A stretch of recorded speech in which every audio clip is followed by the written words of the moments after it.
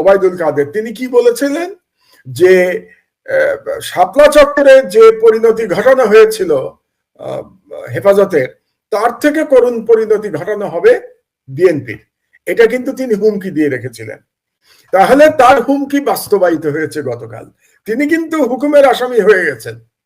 কোনো না কোনো দিন তো বাংলাদেশ মুক্ত হবে, এবং মুক্ত হলে কিন্তু এদের এই বক্তব্যগুলো রাখতে হবে, এবং তাদেরকে খুব সহজেই বাংলাদেশের বিচার বিভাগ স্বাধীন হলে হুকুমের আসামি হিসেবে তাদের বিচার হবে এবং তাদের সাজা হবে বলে আমি বিশ্বাস করি। তো জনগণ বিজয় লাভ করেছে কিভাবে আমি বলি আপনাকে। আজকের হরতাল যদি আমরা দেখি, আমি কিন্তু ভাবি নাই যে এত স্বতঃস্ফূর্ত এবং এত সর্বাত্মক হরতাল আজকে হবে। আপনি সাংবাদিকতায় বহু বছর, আমি আপনার থেকে অনেক বয়োজ্যেষ্ঠ। আমি অনেক আন্দোলন দেখেছি, সেই পাকিস্তানি আমলে তো দেখেছি, 69-এর আন্দোলন দেখেছি, তখন তো আমি ক্লাস 10-এ পড়ি। আর পরবর্তীকালে শেখ মুজিবুর রহমানের সময় আন্দোলন দেখেছি, তারপরে সব আন্দোলন দেখেছি। তো আজকের যদি আপনি হরতাল বিবেচনা করেন, তাহলে দেখতে পাবেন যে আজকে কিন্তু পিকেটিং ছিল না বললেই চলে। আমরা হরতালে যে ধরনের পিকেটিং দেখতে অভ্যস্ত, তার কিছুই আজকে ছিল না। গাড়ি পোড়ানো ছিল না, গাড়ি ভাঙচুর ছিল না। বিশেষজ্ঞদের সমন্বয়ে, রাজনৈতিক বিশ্লেষকদের নিয়ে সর্বশেষ পরিস্থিতি আপনাদের কাছে সহজে বোধগম্য করে তোলার জন্য বাংলাদেশে তো বটেই, বাংলাদেশের বাইরে পৃথিবীর বিভিন্ন দেশে যারা আমাদের দর্শক আছেন, বাংলা ভাষাভাষী দর্শক আছেন, প্রত্যেকের জন্যই আমাদের এই আয়োজন। তো দর্শক, প্রথমে একটু ক্ষমা চেয়ে নিচ্ছি, আমার ঠান্ডা লেগেছে, কোনো নেজাল ভয়েস আছে, আশা করি ক্ষমা করবেন আপনারা। আজকে আমাদের অতিথি আপনাদের অত্যন্ত প্রিয় মানুষ, বিশিষ্ট সাংবাদিক, লেখক, সম্পাদক জনাব মাহমুদুর রহমান। মাহমুদ ভাই, আপনাকে স্বাগত জানাচ্ছি আজকের অনুষ্ঠানে। ধন্যবাদ কনক, এবং আপনাকে এবং দর্শক শ্রোতা সবাইকে সালাম জানাচ্ছি। আসসালামু আলাইকুম। ওয়ালাইকুম আসসালাম মাহমুদ ভাই। মাহমুদ ভাই, আজকে শিরোনাম দেখতেই পাচ্ছেন, জনগণের বিরুদ্ধে যুদ্ধ ঘোষণা করেছে হাসিনা। অর্থাৎ হাসিনা আসলে মরণ কামড়ের মানে শেষ একটা স্টেপে চলে এসছে, একটা মরণ কামড় দিয়েছে। এবং আপনি যদি দেখেন যে গতকালের যে পুলিশ হত্যা, বিচারপতির বাসভবনে হামলা সহ যে অরাজকতা গুলো হয়েছে, হসপিটালে হামলা, যে অরাজকতা গুলো হয়েছে, আপনি যদি দেখেন, আমরা যদি এই থিওরিটা দেখি যে হু ইজ দ্য বেনিফিশিয়ারি, তাইলে বোঝা যায় যে ঘটনাগুলো কে ঘটিয়েছে। এবং পরবর্তী সময়ে হাসিনার ওই তথ্যমন্ত্রী হাসান মাহমুদ, প্রেস ক্লাবের সেক্রেটারি শ্যামল দত্ত সহ প্রত্যেকে কিন্তু একই টোনে কথা বলছেন, অর্থাৎ এটিকে ক্যাশ করার চেষ্টা করছেন। তো বহুদিন পরে এক দফা দাবিতে বিএনপির যে মহাসমাবেশ এবং উদ্ভূত পরিস্থিতি, আপনার পর্যবেক্ষণ কি, আপনার বিশ্লেষণ কি জানতে চাই। প্রথমেই আমি এই ফ্যাসিবাদ বিরোধী আন্দোলনে সর্বশেষ যারা শহীদ হলেন তাদের প্রতি আমার শ্রদ্ধা জ্ঞাপন করছি, এবং মহান আল্লাহ তাআলার কাছে প্রার্থনা করছি তাদেরকে যেন শহীদের মর্যাদা দেওয়া হয় এবং তাদেরকে যেন জান্নাতবাসী করা হয়। গত দুদিন ধরে যা হয়েছে, প্রথমে আমি একটু সরকারের তরফ থেকে বলি, মানে সরকারের ভূমিকাটা বলি। পুরো বিষয়টি কিন্তু গতকালের যেটা হয়েছে সেটা সরকারের সাজানো চিত্রনাট্য, খুবই পরিষ্কার। আমরা যদি পুরো বিষয়টি বিশ্লেষণ করি, অনেকেই করেছেন ইতোমধ্যে, তো আমি এভাবে দেখছি যে প্রথম গতকাল যে সংঘর্ষ শুরু হয়, সেটা শুরু হয় আওয়ামী লীগের একটি দল যখন বিএনপির জনসভার খুব কাছ দিয়ে তারা যাচ্ছিল, সম্ভবত বাস এবং ট্রাকে করে, সেখান থেকে ধাওয়া এবং পাল্টা ধাওয়া শুরু হয়। তো এখানে যে প্রশ্নটা স্বাভাবিকভাবেই চলে আসে সেটা হলো যে পুলিশ এত ঘিরে রাখলো বিএনপির সমাবেশটাকে, এত পুলিশ দিয়ে, হাজার হাজার পুলিশ, তো তারা কেন আওয়ামী লীগের ট্রাক এবং বাসকে ওই জনসভার কাছে আসতে দিল? তো আসতে দেওয়ার মধ্যে থেকেই কিন্তু এই ঘটনার সূত্রপাত। এবং তারপরে প্রধান বিচারপতির বাসায় যে কথিত হামলা, আমি কথিত বলছি এই জন্য যে এই হামলা কারা করেছে সেটা পরিষ্কার না, এবং এই হামলা করে এই হামলার কোনো ধারাবাহিকতা ছিল না। বিএনপির লোকজন যদি করতো তাহলে একটা নিশ্চয়ই পলিটিক্যাল কারণে তারা করতো। কাজেই কারা হামলা করলো পুলিশের সামনে এবং পুলিশ তখন কিছু করলো না, এতে বোঝা যায় যে এখানে পুলিশের ভূমিকা ছিল। তারপরে দেখুন ঘটনা মিটে গেল, ধাওয়া পাল্টা ধাওয়ার পরে কিন্তু ঘটনা শেষ হয়ে গেল, বিএনপির সমাবেশ শুরু হলো, নেতারা বক্তৃতা দিচ্ছেন, বক্তৃতা প্রায় শেষ, সিনিয়র নেতারা বক্তৃতা দিচ্ছেন, তখন পুলিশ সর্বশেষ আক্রমণ শুরু করলো এবং আক্রমণটা করলো কাদের উপরে? একেবারে মূল জনসভা স্থলে। এবং তখন বক্তৃতা করছিলেন আমির খসরু মাহমুদ চৌধুরী। তার মানে আমরা যদি সিনিয়রিটি চিন্তা করি তাহলে বুঝতে পারবো যে এরপরে সম্ভবত মির্জা আব্বাস বক্তৃতা করতেন, আর তারপর বক্তৃতা করতেন মহাসচিব, যাকে পরবর্তীতে গ্রেফতার করা হয়েছে। সুতরাং বোঝাই যাচ্ছে যে মিটিং প্রায় শেষ হয়ে আসছে এবং বিএনপি তার পরবর্তী কর্মসূচি ঘোষণা করবে। তো সেই সময় কোনো কারণ ছিল না পুলিশের এভাবে সাউন্ড গ্রেনেড এবং কি বলে ওটাকে, রাবার বুলেট এবং টিয়ার গ্যাস নিয়ে ঝাঁপিয়ে পড়বার। তো ঝাঁপিয়ে পড়ার কারণটাই হচ্ছে যাতে করে মিটিংটা ছত্রভঙ্গ হয়ে যায় এবং বাংলাদেশে একটা ত্রাসের রাজত্ব তৈরি করা যায়। অর্থাৎ পুরোটাই সরকারের করেছে। এবং আপনি যদি আরেকটু সংবাদে নিশ্চয়ই আপনি দেখেছেন যে সর্বশেষে এই আক্রমণের নেতৃত্ব দিচ্ছিল কে? হারুন, ডিবির হারুন নেতৃত্ব দিচ্ছিল। তার মানে ডিবি যে প্রধান, তিনি নিজে চলে এসছেন আক্রমণের নেতৃত্ব দেওয়ার জন্য। তার মানে হচ্ছে যে এই পুরোটাই যে চিত্রনাট্য ছিল তার অংশ। তো এটা করে সরকার ভয় দেখাতে চেয়েছে। কাকে ভয় দেখাতে চেয়েছে? বিএনপিকে ভয় দেখাতে চেয়েছে, বিরোধী রাজনৈতিক দলগুলোকে ভয় দেখাতে চেয়েছে যে যারা এখন বাংলাদেশে গণতন্ত্রের জন্য সংগ্রাম করছে, এবং বাংলাদেশের জনগণকে ভয় দেখাতে চেয়েছে। কিন্তু আমি মনে করি এই চিত্রনাট্যের মাধ্যমে, আর যাদের কথা আপনি বললেন যে তল্পিবাহক সরকারের যারা আছে, শ্যামল দত্তের মতো লোকজন এবং অন্যান্য যারা আছে, তারা যে ভাষায় এখন কথা বলছে, অর্থাৎ সরকারের টোনে কথা বলছে, তো তারা যে উদ্দেশ্যে করেছিল আমি মনে করি সেই উদ্দেশ্য সম্পূর্ণভাবে পরাজিত হয়েছে এবং জনগণ বিজয়ী হয়েছে। শেখ হাসিনা জনগণের বিরুদ্ধে যুদ্ধ ঘোষণা করেছে কালকে, কিন্তু এই ফ্যাসিবাদ বিরোধী আন্দোলনে গতকাল এবং আজকে জনগণ বিজয়ী হয়েছে। বিজয়ী কেন হয়েছে তার একটু ব্যাখ্যা আমি দিয়ে দিই, তারপরে হয়তো আপনি অন্য প্রশ্নে যাবেন। তো আমার প্রথম বক্তব্য হচ্ছে যে পুরো বিষয়টি সরকারের চিত্রনাট্য। এমনকি পুলিশের উপরে যে হামলা হয়েছে সেটিও সরকার করেছে। এবং আপনি জানেন যে সরকারের আক্রমণে একজন সাংবাদিক নিহত হয়েছেন। আমি চিনতাম ওনাকে, রফিক ভুইয়া সাহেবকে আমি চিনতাম। আল্লাহর কাছে ওনার আত্মার জন্য ফেরত কামনা করছি এবং ওনাকেও যেন শহীদের দরজা দেওয়া হয়। তিনি রিক্সা করে যাচ্ছিলেন এবং তার মাথায় টিয়ার গ্যাসের শেল এসে লাগে এবং শেল লাগার পরে তিনি রিক্সা থেকে পড়ে যান এবং তার ইন্টারনাল হেমারেজ হয়। ইন্টারনাল হেমারেজ হওয়ার কারণে তিনি মৃত্যুবরণ করেছেন, তিনি শহীদ হয়েছেন আমার বিবেচনায়। এবং কাল তো সকালে তার জানাজা হবে। আমি বাংলাদেশে থাকলে অবশ্যই জানাজায় শরীক হতাম, যেহেতু আমি বাংলাদেশে নাই, জানাজায় শরীক হতে পারছি না, কিন্তু অবশ্যই তার জন্য আমি দোয়া করব। তো এত অত্যাচার করবার পরেও, এরকম যুদ্ধ ঘোষণা করবার পরেও কিন্তু জনগণ বিজয়ী হয়েছে। আরেকটা কথা একটু স্মরণ করিয়ে দিই জনগণকে। কদিন আগে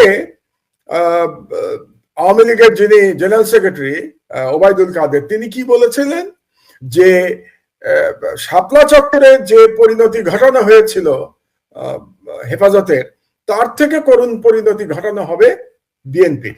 এটা কিন্তু তিনি হুমকি দিয়ে রেখেছিলেন। তাহলে তার হুমকি বাস্তবায়িত হয়েছে গতকাল। তিনি কিন্তু হুকুমের আসামি হয়ে গেছেন। কোনো না কোনো দিন তো বাংলাদেশ মুক্ত হবে, এবং মুক্ত হলে কিন্তু এদের এই বক্তব্যগুলো রাখতে হবে এবং তাদেরকে খুব সহজেই বাংলাদেশের বিচার বিভাগ স্বাধীন হলে হুকুমের আসামি হিসেবে তাদের বিচার হবে এবং তাদের সাজা হবে বলে আমি বিশ্বাস করি। তো জনগণ বিজয় লাভ করেছে কিভাবে আমি বলি আপনাকে। আজকের হরতাল যদি আমরা দেখি, আমি কিন্তু ভাবি নাই যে এত স্বতঃস্ফূর্ত এবং এত সর্বাত্মক হরতাল আজকে হবে। আপনি সাংবাদিকতায় বহু বছর, আমি আপনার থেকে অনেক বয়োজ্যেষ্ঠ। আমি অনেক আন্দোলন দেখেছি, সেই পাকিস্তানি আমলে তো দেখেছি, 69-এর আন্দোলন দেখেছি, তখন তো আমি ক্লাস 10-এ পড়ি। আর পরবর্তীকালে শেখ মুজিবুর রহমানের সময় আন্দোলন দেখেছি, তারপরে সব আন্দোলন দেখেছি।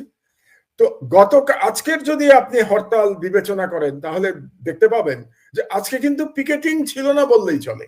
আমরা হরতালে যে ধরনের পিকেটিং দেখতে অভ্যস্ত তার কিছুই আজকে ছিল না। গাড়ি পোড়ানো ছিল না, গাড়ি ভাঙচুর ছিল না। যেগুলো পোড়ানো হয়েছে এবং ভাঙচুর করা হয়েছে সেগুলোও কিন্তু পুলিশ করেছে। সেটাও আপনি দেখেছেন, বিভিন্ন সংবাদ মাধ্যমে এর মধ্যে চলে এসছে যে সেগুলো পুলিশই করেছে এবং আওয়ামী লীগের লোকজন করেছে।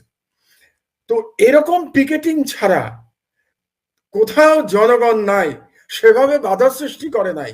কিন্তু সারা দেশে যে সর্বাত্মক হরতাল আজকে পালিত হয়েছে এবং যেভাবে স্বতঃস্ফূর্ত হরতাল পালন করা হয়েছে, এতে প্রমাণিত হচ্ছে যে জনগণ এখানে অংশগ্রহণ করেছে।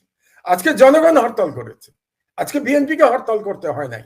বিএনপিকে শুধু গতকাল হরতালের ডাক দিতে হয়েছে। হরতাল কিন্তু আজকে পালন করেছে বাংলাদেশের জনগণ। এবং এত আমি তো মনে করি বাংলাদেশের 15 কোটি জনগণ এক বছর এই থেকে অনেক সরকারের পতনের জন্য আন্দোলন দেখেছি, এবং তারা অবশ্যই পাকিস্তানি আমলে আশাবাদী এই সরকারের বিরুদ্ধে আন্দোলন, যে গণতন্ত্র ফিরিয়ে আনার আন্দোলন চলছে, পরবর্তীকালে শেখ মুজিবুর রহমানের সময় আন্দোলন দেখেছি, এবং তার সর্বাত্মকভাবেই তারা ইনশাআল্লাহ অংশগ্রহণ করবে। গত আজকে 2 কোটি লোক বাংলাদেশের জনসংখ্যা যদি 17 বলে ধরি দেখতে পাবেন, তাহলে 2 কোটি লোক পিকেটিং ছিল না বললেই শ্যামল দত্তের মতো যারা হরতালে যে ধরনের সেরকম অভ্যস্ত সুবিধাবাদী আজকে ছিল, সুবিধাভোগী, গাড়ি পোড়ানো ছিল না, গাড়ি ভাঙচুর ছিল না, যেগুলো পোড়ানো হয়েছে এবং ভাঙচুর করা একেবারে সেগুলো আওয়ামী লীগের যারা আওয়ামী লীগ সেটাও দেখেছেন, বিভিন্ন সংবাদ 15 কোটি জনগণ চলে এসছে বাংলাদেশে, সেগুলো পুলিশই করেছে এবং আওয়ামী লীগের লোকজন শব্দটা ব্যবহার করছি। তো এরকম পিকেটিং ছাড়া আমি এখন কোথাও জনগণ নাই, সেভাবে বাধা সৃষ্টি জানেন দজ্জালের কথা কি বলা, সারা দেশে যে দজ্জাল আবির্ভূত হবে, হরতাল আজকে দজ্জালের চরিত্রই কিন্তু হাসিনা এখন, এবং যেভাবে স্বতঃস্ফূর্ত হরতাল দজ্জাল হাসিনার বিরুদ্ধে আমাদের লড়াই হচ্ছে যে জনগণ এখানে অংশগ্রহণ করেছে। এই আজকে জনগণ হরতাল করেছে এবং আমি বিএনপিকে হরতাল করতে, বিশেষত আজকের হরতাল বিএনপিকে শুধু গতকাল হরতালের ডাক দিতে জনগণ হরতাল কিন্তু আজকে লড়াইতে সর্বশক্তি নিয়োগ করবে ইনশাআল্লাহ।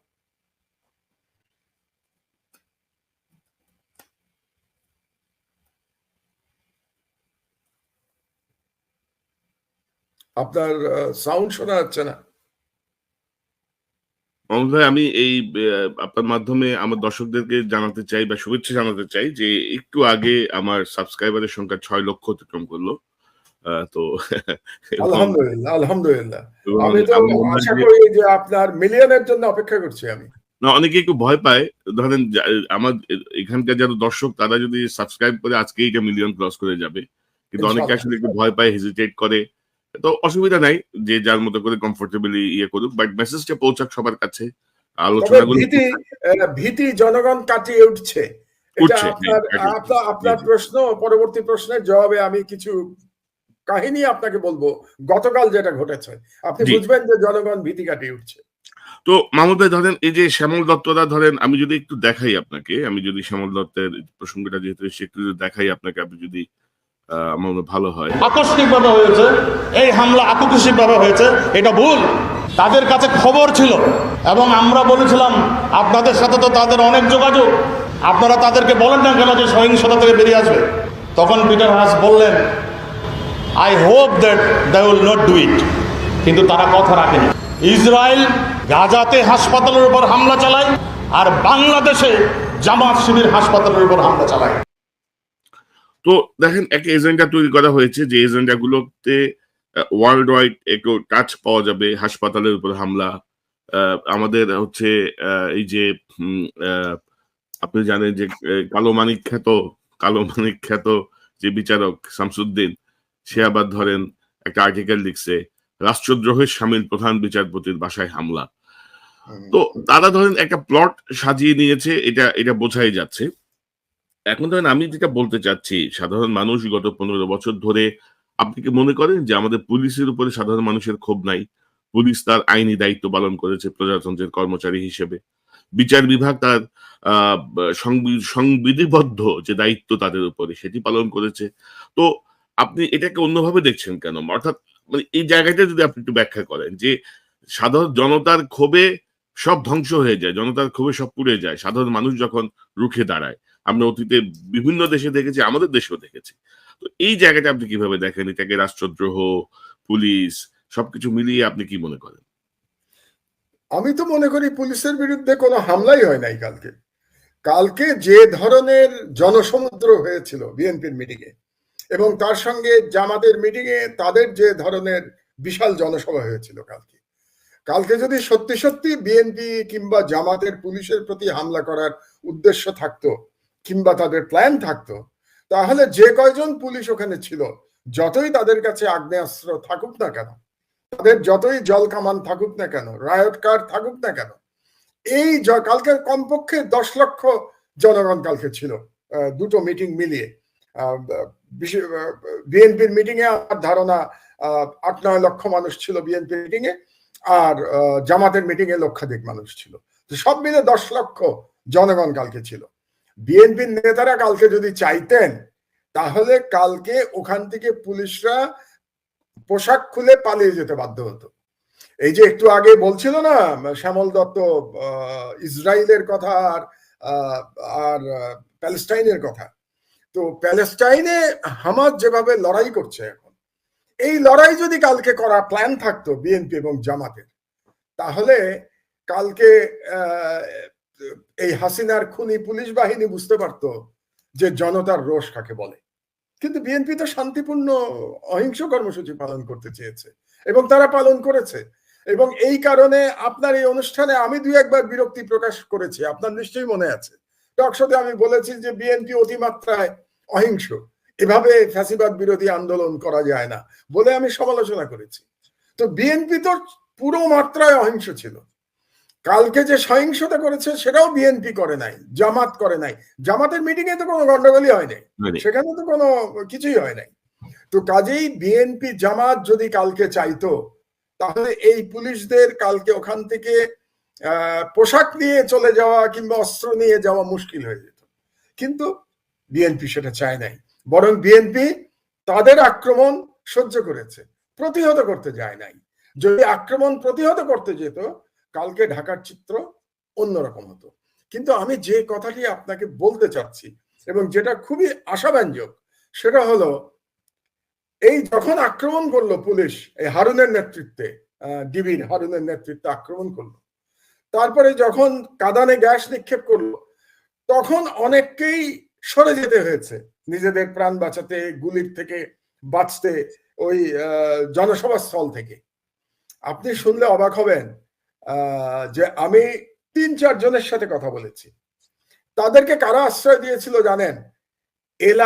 ওই এলাকায় যাদের বাড়িঘর, সাধারণ মানুষ, তারা দরজা খুলে তাদেরকে আশ্রয় দিয়েছে যাতে পুলিশ তাদেরকে ধরতে না পারে। এই দৃশ্য আমরা কবে দেখেছি? 1971 সালের মুক্তিযুদ্ধের সময় দেখেছি। মুক্তিযোদ্ধাদের আশ্রয় দিত সাধারণ মানুষ। বাংলাদেশের ভিতরে যারা ছিল তখন, তদানীন্তন পূর্ব পাকিস্তান যারা ছিল, তারা মুক্তিযোদ্ধাদের আশ্রয় দিত এবং মুক্তিযোদ্ধারা সেখানে থেকে মুক্তিযুদ্ধ করত। কালকে আমার সেই স্মৃতি মনে হয়েছে যখন আমি এনাদের সাথে কথা বললাম, যে সবাই বাড়ি খুলে, বাড়ির মহিলারা ঘর খুলে তাদেরকে জায়গা দিয়েছে যাতে পুলিশ ধরতে না পারে। এটা অবিশ্বাস্য যে ভীতির রাজত্বে বাংলাদেশের জনগণ বসবাস করছে 15 বছর ধরে, সেরকম একটি রাষ্ট্রে অবিশ্বাস্য সাহসের পরিচয় দিয়েছেন ওই সমস্ত গৃহিণীরা, ওই সমস্ত বাড়ির কর্তারা। তাদেরকে আমি অভিনন্দন জানাই, তাদেরকে ধন্যবাদ জানাই। এবং তারাও কিন্তু ফ্যাসিবাদ বিরুদ্ধে যে লড়াই চলছে, সেই লড়াইতে তারা সৈনিকের ভূমিকায় অবতীর্ণ হয়েছেন। কাজে আমি খুব আশাবাদী যে জনগণ বাংলাদেশের জেগে উঠেছে, এবং জেগে যখন উঠেছে তখন এই ফ্যাসিস্ট শক্তির আর রক্ষা নাই। এই শ্যামল দত্তরা এই ফ্যাসিস্ট শক্তিকে রক্ষা করতে পারবে না ইনশাআল্লাহ। তবে একটি কথা আমি বলে রাখি, দজ্জাল হাসিনা এত সহজে কিন্তু যাবে না, সে কিন্তু ক্ষমতা ছাড়বে না। আমরা যদি এরকম কোনো আশা করি, আমরা কেউ, আমাকে অনেকে কাল থেকে অনেকে জানতে চাচ্ছে, আচ্ছা এই আন্দোলনে এখন তো সবাই মিলে নেমেছে, তাহলে এই আন্দোলনে হাসিনা পদত্যাগ করবে কিনা? আমি তাদেরকে বলেছি, শেখ হাসিনার চরিত্র আমি যদি বুঝে থাকি, তাহলে শেখ হাসিনা সেই পর্যন্ত পদত্যাগ করবে না যতক্ষণ পর্যন্ত তাকে বাধ্য করা না হবে। এখন আপনি প্রশ্ন করতে পারেন যে বাধ্য কিভাবে করবেন? বাধ্য করার পথ হচ্ছে দুটা। একটা পথ হচ্ছে যেটা বিএনপি নেতৃত্ব দিয়ে এসছে, এবং এখন জামাত ইসলামীও নেমেছে। গতকাল জামাত ইসলামীও তাদেরকে পারমিশন না দেওয়া সত্ত্বেও তারা বিশাল মিটিং করেছে, তাদেরকে আমি অভিনন্দন জানাই যে তারা মাঠে নেমেছে। তো এবং এছাড়া বিএনপির সাথে প্রায় 30-32টা ছোট দল তারা এসছে, নূররা এসছে মাঠে। সুতরাং সবাই মিলে মাঠে নেমেছে। এই যে মাঠে নেমেছে এটাকে অব্যাহত রাখতে হবে। অর্থাৎ ফ্যাসিবাদ বিরোধী যে আন্দোলন, যেটা বাংলাদেশের অভ্যন্তরে গড়ে উঠেছে, সেই আন্দোলন আমাদেরকে আরো বেগবান করতে হবে। আমাদেরকে একটি দ্বিতীয় মুক্তিযুদ্ধ, প্রকৃতপক্ষে মুক্তিযুদ্ধের দিকে এখন যেতে হবে, এটা একটা। আর দ্বিতীয় যে কাজটি লাগবে সেটা হচ্ছে পশ্চিমা বিশ্ব, মার্কিন যুক্তরাষ্ট্রের নেতৃত্বে তারা যে বারে বারে বলছে যে বাংলাদেশে তারা free, fair and inclusive election তারা দেখতে চায় এবং চাপ দিচ্ছে, এই চাপটাকে আরো অর্থবহ করতে হবে। এটাকে শুধুমাত্র ওই কি বলে ভিসা স্যাংশনের মধ্যে রাখলে হবে না, আরো কঠিন চাপের মধ্যে রাখতে হবে। বাংলাদেশের বিরুদ্ধে আমি মনে করি শেখ হাসিনাকে পরিষ্কার বলে দিতে হবে যে এই সরকার ক্ষমতায় থাকা অবস্থায় বাংলাদেশের বিরুদ্ধে, এই সরকার ক্ষমতায় থাকলে বাংলাদেশের বিরুদ্ধে ইকোনমিক স্যাংশন দেওয়া হবে। এই কথাটি বলার সময় এসছে এখন পশ্চিমা বিশ্বের। তারা যদি সত্যিকার অর্থে বাংলাদেশে গণতন্ত্র দেখতে চায়, তাদেরকে এখন শুধু ভিসা স্যাংশন দিলে হবে না, তাদেরকে বলতে হবে ইকোনমিক স্যাংশন দেওয়া হবে বাংলাদেশে। যদি শেখ হাসিনা পদত্যাগ না করে, যদি সে তত্ত্বাবধায়ক সরকারে রাজি না হয়, তাহলে বাংলাদেশের বিরুদ্ধে ইকোনমিক স্যাংশন দিতে হবে। সেটা একটা চাপ প্রয়োগ করতে হবে। তৃতীয় হচ্ছে, আমরা যারা বিদেশে আছি, তা আমাদের তো বয়স হয়ে গেছে আর আমরা তো বিদেশে আর কাজ করছি না। বিদেশ থেকে যারা টাকা পাঠাচ্ছে বাংলাদেশে, মানে যারা ওয়েজ আর্নার বিদেশে বাংলাদেশি আছে, তাদের বাংলাদেশের ব্যাংকিং চ্যানেলে টাকা পাঠানো বন্ধ করতে হবে, যাতে করে অর্থনৈতিকভাবে এই সরকার পঙ্গু হয়ে যায়। এবং আপনি জানেন গত 3-4 মাস ধরে কিন্তু বাংলাদেশে রেমিটেন্স ভয়ঙ্কর ভাবে কমে গেছে। এবং আমি মনে করতে চাই যে বাংলাদেশের যারা ওয়েজ আর্নার, তারা ইতোমধ্যে এই সরকারের প্রতি অনাস্থা দিয়েছেন এবং তারা বাংলাদেশে টাকা পাঠানো বন্ধ করে দিয়েছেন অথবা কমিয়ে দিয়েছেন, দুটোর একটা। তো এই কারণে বাংলাদেশের রেমিটেন্স কমে যাচ্ছে। কাজেই এই তিনটা দিক যদি আমরা কোঅর্ডিনেটেড আমরা যদি লড়াই করতে পারি, আমরা যদি পশ্চিমা বিশ্বকে বোঝাতে পারি, আমরা যদি আমেরিকাকে বোঝাতে পারি যে আপনারা যদি সত্যি বাংলাদেশে গণতন্ত্র দেখতে চান, তাহলে বাংলাদেশের বিরুদ্ধে ইকোনমিক স্যাংশন দিতে হবে। আর বাংলাদেশে বিএনপি যে আন্দোলন করছে, বিএনপির নেতৃত্বে যে আন্দোলন, গণ আন্দোলন হচ্ছে এবং এটা গণ অভ্যুত্থানের দিকে এগিয়ে যাচ্ছে, এটাকে বেগবান করতে হবে, এটাকে কন্টিনিউ করতে হবে। এই জন্য আজকে বিএনপিকে আমি অভিনন্দন জানাই যে তারা 3 দিনের কর্মসূচি আরো ঘোষণা করে দিয়েছে ইতোমধ্যে। এবং সবাই আমরা জানি যে সবাইকে বাড়িঘর ছেড়ে থাকতে হচ্ছে নেতাদের, কেউ বাড়ি ঘরে নাই, এটা আমরা জানি। এবং বাড়িতে বাড়িতে যেভাবে ফ্যাসিস্ট পুলিশ আক্রমণ চালাচ্ছে এবং নেতাদের না পেলে নেতাদের ছেলেদের নিয়ে যাচ্ছে, যেমন মিন্টু সাহেবের ছেলেকে নিয়ে গেছে। এবং কোন ছেলেকে নিয়ে গেছে? যার সাথে রাজনীতির কোনো সম্পর্ক নাই, যে রাজনীতিতে সম্পৃক্ত না। ইশরাকের ছোট ভাইকে নিয়ে গেছে। ইশরাক রাজনীতি করে, ইশরাকের ছোট ভাই তো রাজনীতি করে না। রিমান্ডে নেওয়া হয়েছে। এমনকি বাড়িতে গিয়ে মহিলাদের সাথে দুর্ব্যবহার করা হচ্ছে। বাড়িতে যখন পাচ্ছে না যাকে তারা ধরতে যাচ্ছে, নেতাদের যখন পাচ্ছে না, নেতাদের পরিবারের সাথে দুর্ব্যবহার করা হচ্ছে। তো বাংলাদেশে এখন ভয়াবহ একটা পরিস্থিতি তৈরি হয়েছে। এবং আপনি জানেন যে 28 তারিখে যে কাণ্ডটা এই সরকার করলো গতকাল, এটার সাথে কিন্তু 2006 সালের 28 অক্টোবরের লগি বৈঠার ঘটনা তো আপনি নিজে দেখেছেন। তখন তো আপনি বাংলাদেশে আপনি সাংবাদিকতা করেন, যে কিভাবে তারা লগি বৈঠা দিয়ে পিটিয়ে মানুষ হত্যা করে লাশের উপরে নাচানাচি করেছে এই শ্যামল দত্ত রায়, এদের মতো লোকজনই কিন্তু এই কাজ করেছে 2006 সালে। তো আবারও তারা 2023 সালে একই কাজ করলো পুলিশকে দিয়ে এবং নিজেরাও করলো। আপনি জানেন কালকে বোধহয়, কালকে না আজকে, একজন বিএনপি কর্মীকে পিটিয়ে মেরে ফেলেছে, পিটিয়ে তাকে ছাদ থেকে ফেলে দেওয়া হয়েছে মোহাম্মদপুরে। তো এই ধরনের কাজ যেগুলো তারা করছে, এইগুলো আমাদের বিদেশের কাছে তুলে ধরতে হবে, এই বিদেশি রাষ্ট্রের কাছে। মাহবুব, একটা বিষয় আমি একটু জানতে চাই। ধরেন এটি কিন্তু ধরেন বর্তমান সময়ে যে সরকার বিরোধী যে মুভমেন্টটা হচ্ছে, এটি ধরেন গতানুগতিক বা অতীতে যেমন এরশাদের বিরুদ্ধে আন্দোলন হয়েছে বা অন্যান্য সময়ে যে আন্দোলন, তেমন আন্দোলন নয়। এবারের আন্দোলনটা অত্যন্ত কঠোরভাবে মনিটর করছে পশ্চিমা বিশ্ব, আমেরিকা সহ, এবং তারা প্রতিটা বিষয়ে কিছু গাইডলাইন দিয়েছে কিভাবে হবে না হবে সবকিছু।